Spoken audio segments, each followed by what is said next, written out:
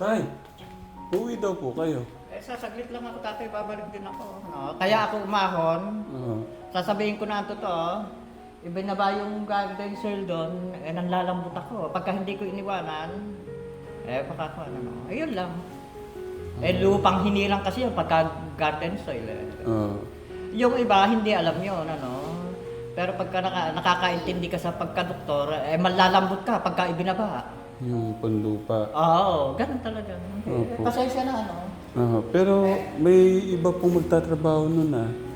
Andun po, kaya nga ako umahon, nalalabot ako, nanginginigan lang ako Pagka po nakikita niyo yung lupa.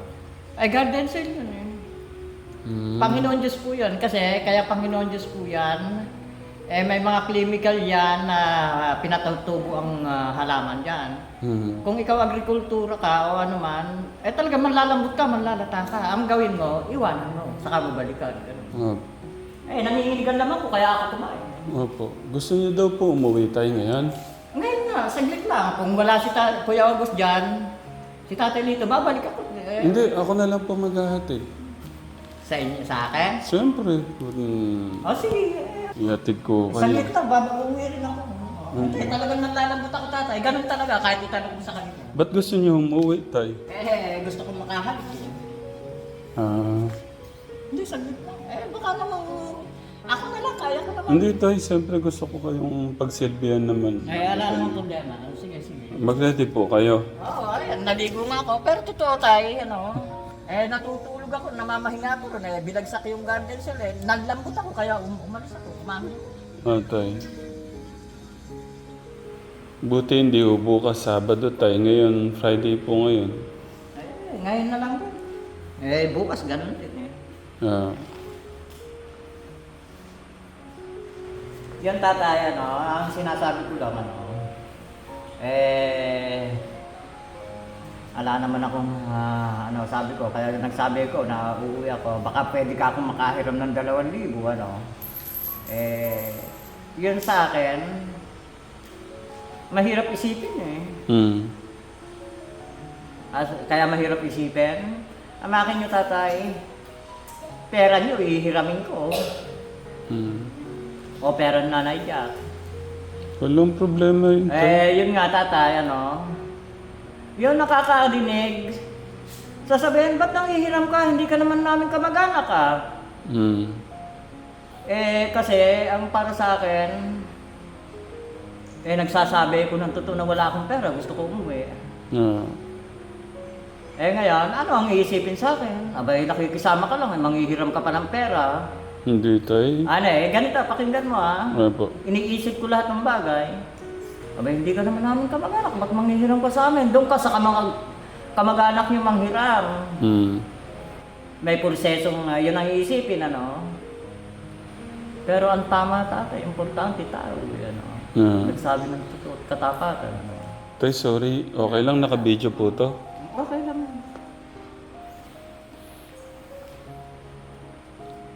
Ayaw ko kayo nakikita ng ganyan, tay. Tsaka na lang tayo umuwi. Doon. Hindi, saglit lang, tatay.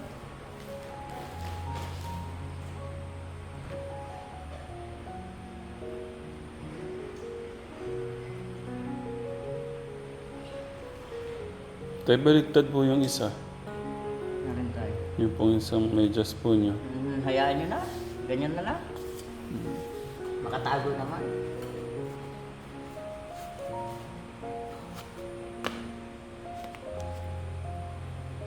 Tinaon niyo ho bang Friday para baka sakali nandun yung asawa niyo? Tinukuhan ko lang din bukas na maga-maga. Ngayon na. Umano na naman. Pero ako tatay, babalik dyan. Marami akong ginagawa doon. Po, tay. May gagawin ho sana tayo ngayon, tay. May darating pong magtuturo sa ating paggawa ng basahan. Tatay, sasabihin ko ang totoo. Yung ginagawa natin doon, iuulam na lang natin. Kasi kung tutulong naman ako dyan, wala tayong iuulam. May pera naman kayo siguro. Hindi po, okay lang. Kasi ito po, extra income nyo din po yun, tay. Kasi ayaw ko kayong parang mabibilad na doon. Tatay, ang totoo. Parang di nyo kayang nabibilad tayo. Dito na lang kayo. And nakaayos na yung tatay. Okay na yan kasi importante yon. Nakalagpas ka na dun sa kuan, didilig-dilig ka na, magtatanim-tanim ka na, okay na yan. Masaya na ako yung tatay ngayon. Kung... sige, saka na lang. Ito po, at least araw-araw may kita kayo. Ito, masaya na ako sasabihin ko tatay, magalit man kayo sa akin, kung gagawa ko niyan, hindi ko hilig yan. Hindi ko magagawang maganda yan. Totoo, kahit turuan ako, hindi ko hilig yan. Yung ginagawa ko, kahit ako nahihirapan, hilig ko, napapansin nyo, ano? Ikot ako na ikot. Yun lang, doon komportable ang katawan ko, yun ang hilig ko ngayon. Kung dyan niya ako i-discard, hindi ko hilig, kahit turuan mo ako, hindi papasok sa isip ko yan, hindi ko kaya pagano'n. Sorry tayo, sorry. Sorry. Sorry. Pahag mo na tayo. Mababawasan yung ano natin. Hawakan niyo po ito, kunin ko yung susi. Tayo nalulungkot yung mga katekram natin. Babati na ako tatay. Ang totoo po, inaamin ko, buhat nun. Kaya ako, hindi naman ako nagbababati. Nahihirapan talaga akong magsalita. Pero ngayon, sa mga katekram po natin, magandang hapon po. At sa mga tatay, nanay natin, at sa mga nanonood sa atin, magandang hapon po sa inyong lahat. Napanood po nila yung video nyo na parang yun nga yun, sobrang nung problema nyo sa asawa nyo. Ay, wala naman po. Sila. Kaya tatay, sabi ko, hindi nga ako mahawak ng cellphone. Hindi ko kasi alam gamitin yan ang totoo, marami na nagtatanong. Alam ko, may senador na magtatanong sa akin. Kasi tayo ngayon, sinasakop na tayo ng languages languages na tayo dahil matagal na international tayo nakakasakop sa atin Kaya wala na tayong masyadong pananim dito. Kaya kung sino man po, kung senador man, presidente man o ano man yun magtatanong sa akin, kasi ang talagang English dapat gamitin natin para naiintindihan ng iba-ibang language. Ang sabi ko, Keswisen. Para kahit Incheck, Chinese, Ilocano, Kapampangan, lahat ng language. Kasi pagka ang gamit mong pag-i-English mo Keswisen, naiintindihan nila. Malinaw na naiintindihan na kahit ang language. Yung iba, kung hindi nila naiintindihan, siguro, hindi po nakapag-aral kahit grade 1. Siguro, yun, hindi ho na yun. Pero pagka Keswisen po, sa mga katekram po natin, question. Basta kahit kung magsusulat ka tatay, kahit nakulang ang spelling, may S sa dulo.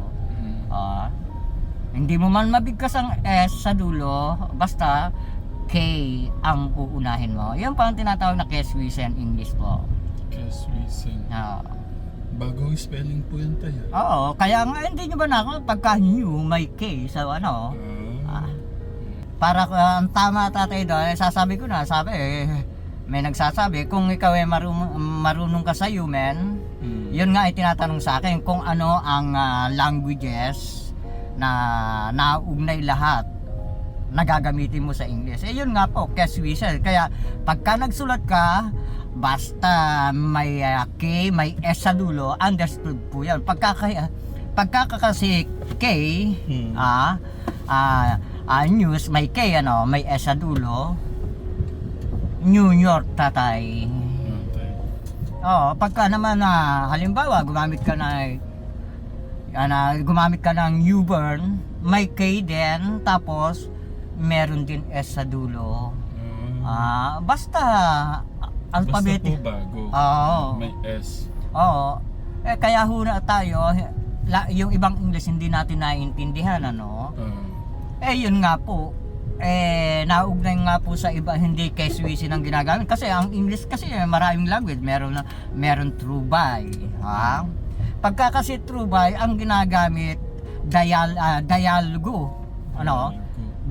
Kasi ganito, pagka dialogo ang ginagamit nila, kaya nga tumatawag ng D. Ibig sabihin, magandang araw. Oo. Gumagamit ng letter D o da. Oo. Ang pakasama noon, aglipay. Ang dami ko pala mga bagong salita ngayon tayo, no? Opo, kasi tatay, totoo yun, kahit hindi ako mahawak ng cellphone, marami nagtatanong niya na iba-iba, kilala tayo sa buong bansa, nakakilala tayo, napapanood tayo sa video, pero meron mga nagtatanong na tatay, kaya nga, ang pinapaliwanag ko, kung tayo, Inchik, Chinese, Kastila, Hapon, o Kapampangan, o Bisaya, Ilocano, Pangalatok, o ano man, o Bicol, languages po yan, pero pagka gumamit ka ng English na Keswisen, naiintindihan po nila. Keswisen. Opo, letter K ang umpisa. Okay. Kailan pa po yung salita na yan tayo? Hindi, ngayon Tatay kasi kaya nasabi ko yan kasi ang palagi nga natin ginagamit, dialogo. Oo. Ang tinatawag ng dialogo, gumagamit tayo ng tracor. Kaya yung, di ba, pagka sa Tagalog, ang da natin, D, DA, sa English naman, ang da natin, TSE. Kaya ang ginagamit natin, dialogo. Pagka gumamit tayo ng TSE, alokbati, tatay. Kasi pinag-aaralan ng mga ng mga mga college na nagtatapos ng doktor, nagtatapos ng abogado. Kaya pinaliliwanag ko pagka gumagamit nga tayo ng DA, doktor, pagka gumagamit tayo ng THE, dialogo, abogado.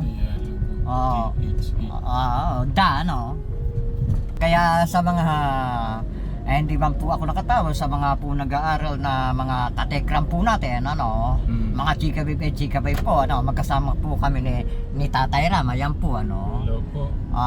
Sa lahat ng mga nagtatanong, ipinaliliwanag ko po ang tinutukoy ng bawat titik na English o Tagalog, Hindi po kayo kita tayo. Sa inyo na lang tayo. Kaya nga yung nagtatanong, alam ko, isang senador, yung isang senador ang nagtatanong po sa Tatay Freddy kung ang sabi, kung talagang marunong ka sa human, ano ang English na dapat gamitin para matukoy lahat ang ang languages. Ibig sabihin, isang salitang English na babase sa lahat ng language para naintindihan. Kaya po doon sa nagtatanong, ang nasasabi ko po o masasabi ko po sa inyo, I love you. Ang tunay pong English natin na dapat gamitin, Keswisen po. Keswisen. Ngayon may alam na po akong bagong language ng Keswisen tayo. Keswisen. Keswisen. Halimbawa, sasample ko, kunyari, sasabihin natin, magandang gabi po sa inyo lahat. Halimbawa, sa salitang Keswisen, K-O-U-O-R-A.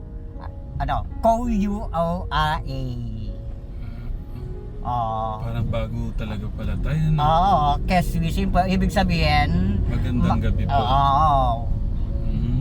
Parang ang ganda ho ng tunog tayo, kasi tingnan mo yung mga napapanood natin mga newscaster, tingnan mo, English ang bibilis nila, saka malabig sa tenga, Ang ginagamit po nila, hindi lang natin na iniintindi yung pagkabigkas nila, Kasi pagka newscaster ka, pagka hindi Keswisen ang ginagamit mo, hindi mo mabibigkas ng mabilis.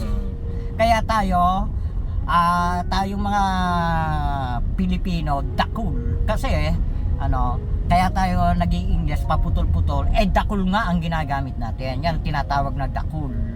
Pero pagka Keswisen po, kung ibabase mo sa metro, millimeter lang po, nakabigkas ka na ng kisses. Tayo ano po yung sa Keswisen, yung mahal kita? Yung mahal kita sa Keswisen, Kwara. Kwara Kirua. Kwara Quera. Quara, kasi ang Keswisin po naugnay sa Inchik, naugnay sa Kastila, pero ang totoong English yung sinasabi na Quera. Okay. Bago pa Pwede rin kasi Hapon, ano. Isipin mo tatay, mahal kita, Quera, pwedeng Hapon, Oo nga, pwedeng oo. Inchik, ano, pwedeng Chinese, ano. Kaya po kuha lahat yung language natin. Mga makabagong pananalita. Language po, no? Oo, pero matagal na po yun. Dangan nga lang, ang nagturo sa atin ng English, Kastilang Chinese po. Ang galing niyo talaga, tay. Proud na proud ako sa iyo. Totoo po tatay, kasi sasabihin nga nila, bakit ganyan ka? Yung ibang salita ko hindi nila naiintindihan, ano? Yun po ang pinagkakalog po sa atin, kasi hindi naman natin sasabihin yan kung hindi natin hindi pinagkakalog sa atin.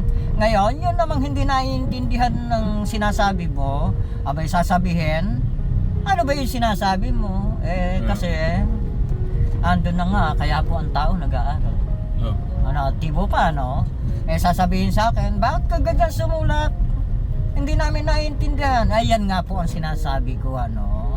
Kaya po tayo nag-aaral para maintindihan natin o maunawaan natin yung mga bawat titik ng ating sulat o tinuturo sa atin sa eskwela, no, mga teacher. Kaya ang masasabi ko po, magturo po tayo ng maayos, ituro natin ng tama ang bawat pagsulat o bawat pahina ng ating sulat, maging understood lang po yan na nagkukulang tayo sa letter. Pero understood yun, pagka English may K, may S sa dulo. Ngayon kung bibigkasin mo yan, kasi tayo ano yung pagbigkas natin kung minsan nawawala yung S, pagka may K understood yan, kahit hindi mabigkas yung S sa dulo, understood na yun na nabigkas mo na. Mahirap isipin, ano? Kaya po sa mga teacher po natin dyan, ituro po ng maayos sa ating mga tinuturo ang mga bata na tabang titik ng pagsulat. Yan po pala yung ang galing nyo talaga tayo. Ang pinaghalong mga salita, pinagsama-sama na Korea, Chinese, Korea, ano pa tayo, mga language? Inchik. Kasi pagka Korea tatay, ano, ako, sasabihin ko ng totoo, languages ako, pero hindi ko masyadong naiintindihan, hindi naman natin ang salita. Kung salita lang ng Korea, marunong po tayo. Salita po ng Korea, ay magandang hapon po, mga katekram po natin sa mga Koreano, no? Ang ibig sabihin ng magandang hapon o magandang gabi, Karapakirwa. Ganyan po ang mga Korea. Pati Korean language, tayo alam yun. Sabi, Kuripa!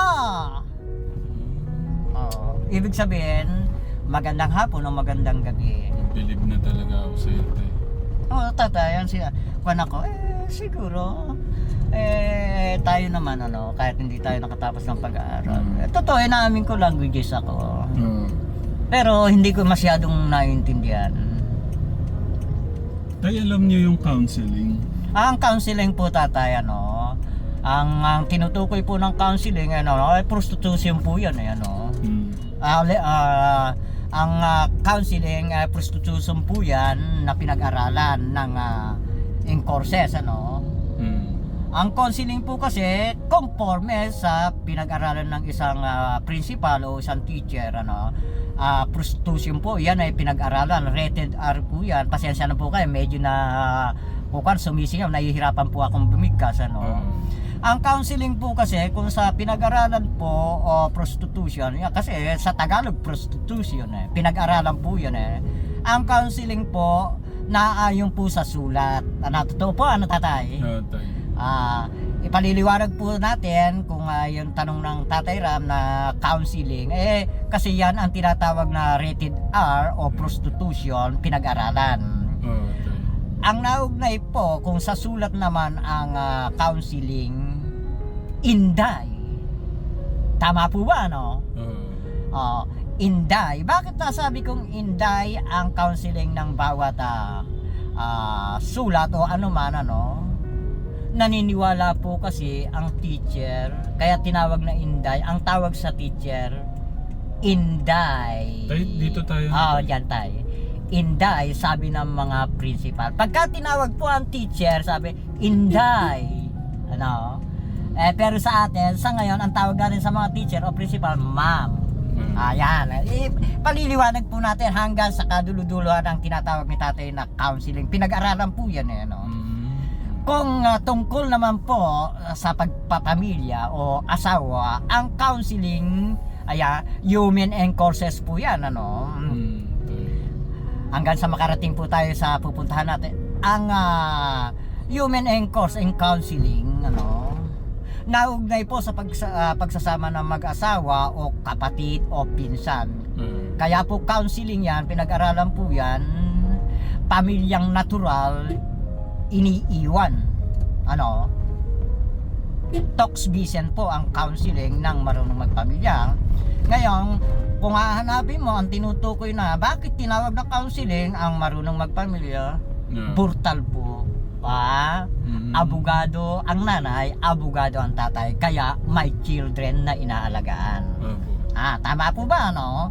Kaya naman po, tinawag kong abogado ang nanay, abogado ang tatay, marunong magpamilya. Cool ka lang. Children, children cross and loader. Cross and loader. Inaalagaan ng nanay at tatay. Ang tatay nagtatrabaho, ang nanay nagtatrabaho. Kung wala man tigapag-alaga, may katulong, kaya loader. Kaya po loader. Tama po ba, no?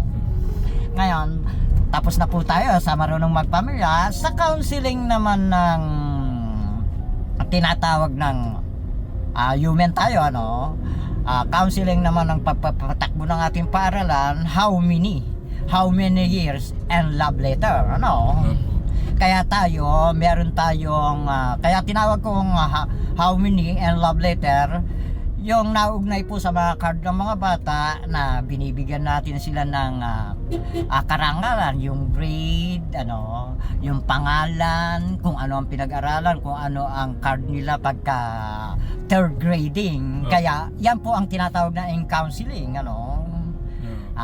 kaya pagka meron kang 82 noon, yan po ang katunayan na counseling. Natutuwa po ang bata pagka meron silang line of 80, yan po ang katunayan na counseling.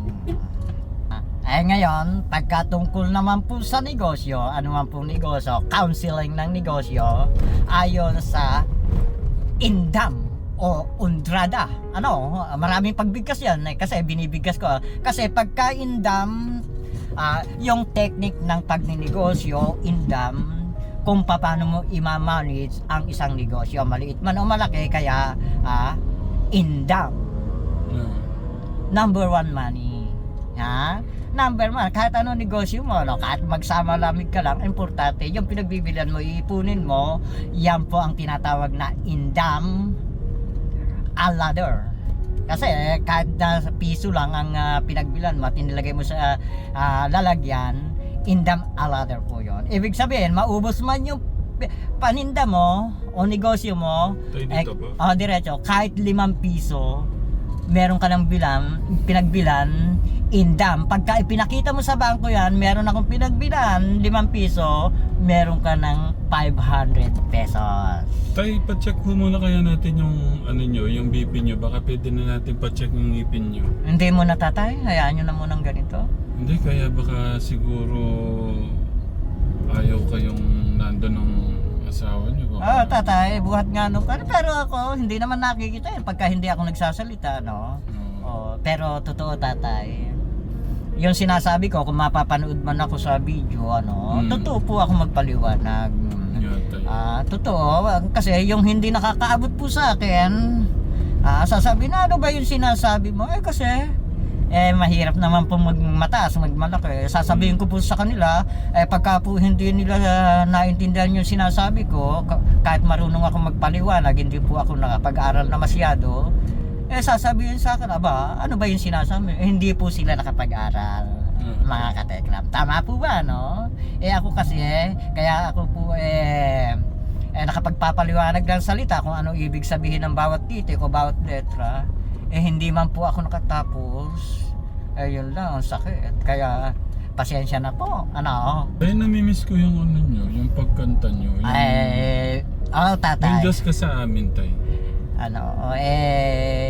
Tatay, hindi ko masyadong memorize yun. Diyos, Oh, ikaw ang tunay na dakila sa mundo. Opo, medyo, yung title tatay alam ko pero hindi ko masyado, ang alam ko, ang kumakanta na nag-memorize niyan, si Kuya Alex. Kasi ang sa akin naman, yung natagpuan, di ba? Okay, sige po. Para po sa mga Chika Bib and Chika Boy, eto po, para po sa inyo, pasensya po sa ating Panginoon Diyos, sa Diyos, kung ako po nagkukulang man sa lyrics. Pero importante po, kahit kalahati, nakakanta po natin. No, tay. Para po sa inyo, mga katekla, Yung- mga Chika Bib, para po sa ating lahat, mga nanay. Tay, yung ano, yun talagang hugutin nyo galing sa puso, ha? Opo. Okay, tay. Eto na po, para po sa inyong lahat. Para sa ating Diyos. Pakita niyo po yung mukha niya. Ang tinig mo ay aking hanap-hanap. Sa gitna ng bawat takot at paghihirap. Sa kabila ng aking pagkukulang,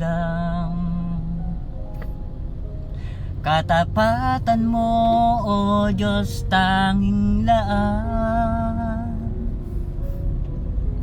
Sa puso at damdamin, ika'y mananatili. Walang hanggan ang alay mong pag-ibig. Natagpuan ng iyong pag-ibig na dakila. Doon sa krus, ako'y iyong pinalaya. Jesus, ako'y aawit nang walang hanggang pagpupuri. Ang puso ko'y sa'yo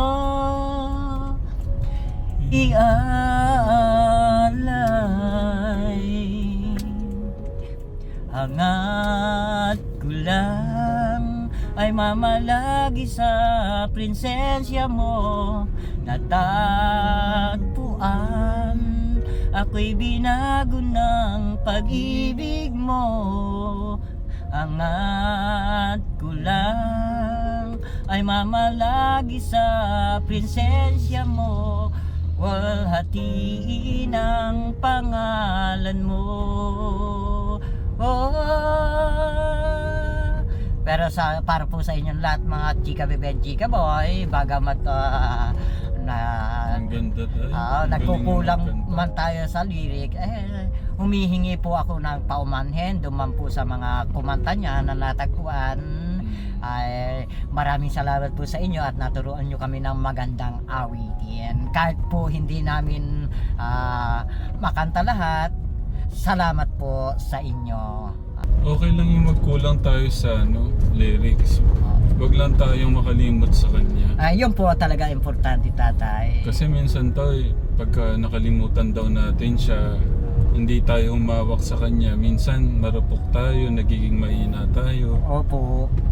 Kaya wag mo kalimutan siya. Huwag po tayong talagang kalimutan. Kaya nga po naman tayo, kasi inaawit nila yan na itinuro sa atin. Kaya tayo naman humihingi tayo ng paumanhin sa mga umawit niyan. Dahil kasi hindi natin kayang kantahin ng tama na ginawa nila. Kaya humingi po tayo ng paumanhin. Importante para sa atin naman nakanta natin kahit na nagkukulang Tayo po diretso tayo. po Opo, dito. diretso na po yan. Malapit na po, no? Oo, yan po. Kaya mga Chika Babe, malapit na po kami. Nasa Nabaonggar lang na po kami, ano. Ang bilis lang ho natin tayo, no? Malapit lang po yan. Dito na lang ho tayo mag-park sa bus. Tatay, sasama rin ako babalik, ano. Opo tayo, Sige. siyempre. Sige. Pababayaan ko pa kayo ngayon pa. Tatay ko pa, tatay Freddy ko pa. Alam niyo naman, gaano ko kayo kamahal. Hindi ko ito na vlog at Tekram itong sasabihin ko sa inyo noon, sabi ni tatay. Sabi ni tatay sa akin noon, opo, sabi ni tatay sa akin nung katekram, hindi kita iiwan, tatay Ram. Opo, Dito ako titira sa inyo. Saan Opo. kaya tayo pwedeng mag-park? Bababa kaya ako tatay. Baka pwede dyan, oh.